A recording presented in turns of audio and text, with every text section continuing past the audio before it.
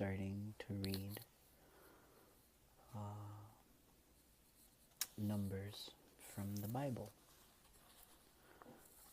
I'm a little tired. My friends asked me to go out with them, but I didn't feel like it. I'm just gonna sit here and read a little bit.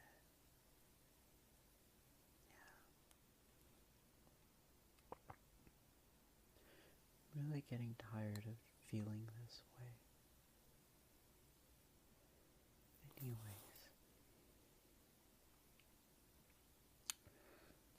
this is Numbers 21.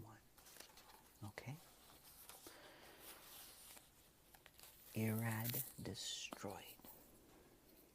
When the Canaanite king of Arad, who lived in the Negev, heard that Israel was coming along the road to Atharim, he attacked the Israelites and captured some of them.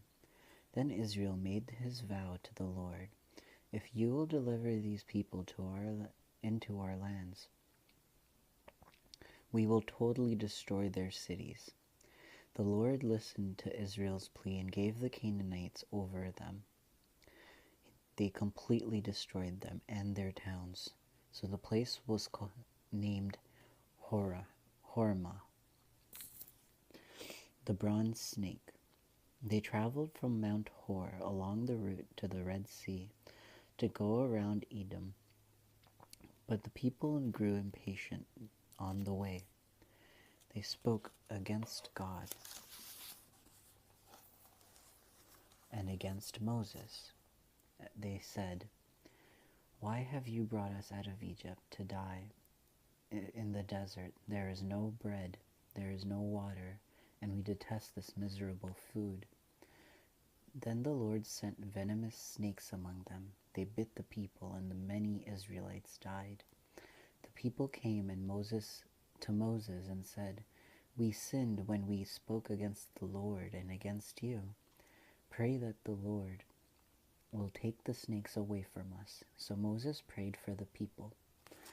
The Lord said to Moses, "Make a snake and put it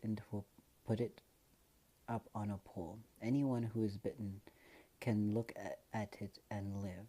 So Moses made a bronze snake and put it up on a pole.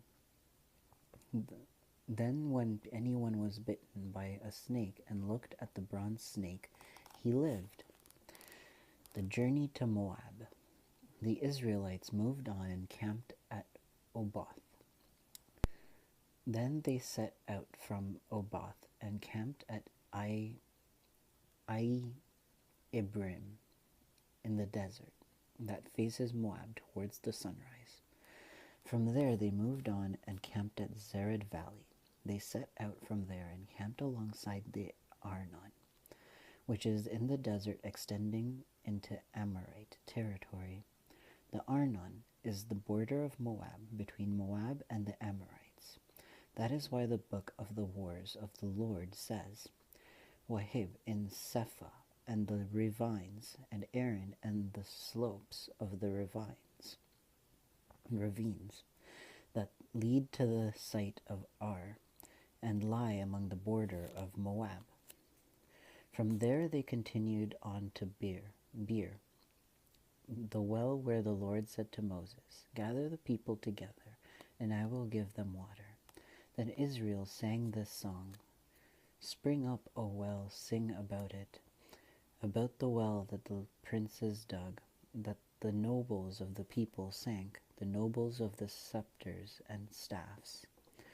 Then they went from the desert to Mattanah, from Mattanah to Nahaniel, from Nahaniel to Bamoth, and from Bamoth to the valley in Moab, where the top of Pisgah overlooks the wasteland. Defeat of Sihon and Og. Israel sent messengers to say to Sihon, king of the Amorites, "Let us pass through your country. We will not turn aside into any field or vineyard, or drink water from any well. We will travel along the king's highway until we have passed through your territory." But Sihon would not let Israel pass through his territory. He mustered his entire army and marched out into the desert against Israel. When he reached Jahaz, he fought with Israel. Israel, however, put him to the sword and took over his land from the Arin to the Jabbok, but only as far as the Amorites, because their borders were fortified. Israel captured all the cities of the Amorites and occupied them, including Heshbon and all its surrounding settlements. Heshbon was the city of Sihon, king of the Amorites, who had fought against the former king of Moab, and had taken from him all his land as far as the Arin. That is why the poets say, "Come to Heshbon and let it be rebuilt. Let Sihon's city be restored." Fire went out from Heshbon, a blaze from the city of Sihon. It consumed Ar of Moab, the citizens of Aaron's heights. Woe to you, O Moab! You are destroyed, O people of Chemosh. He has given up his sons as fugitives and his daughters as captives to Sihon, king of the Amorites. But we have overthrown them.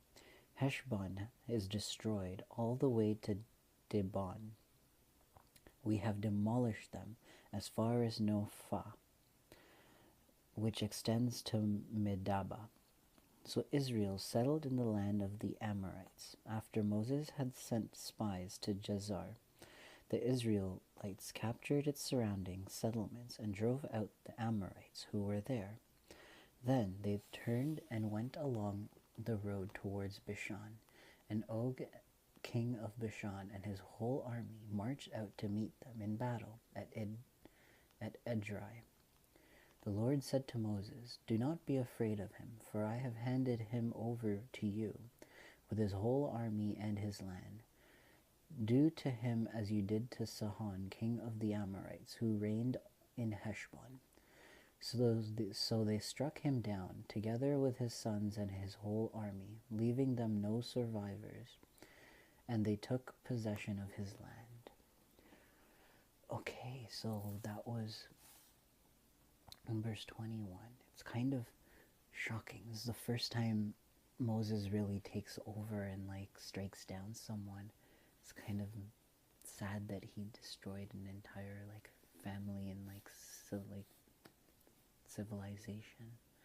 But I mean, he had to do it because his land was growing and his people were growing and he needed to provide for them.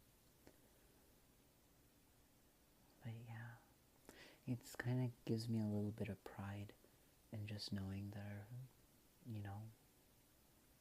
Moses was able to do that with God's help. And whatever I'm facing, I can get over it with God's help.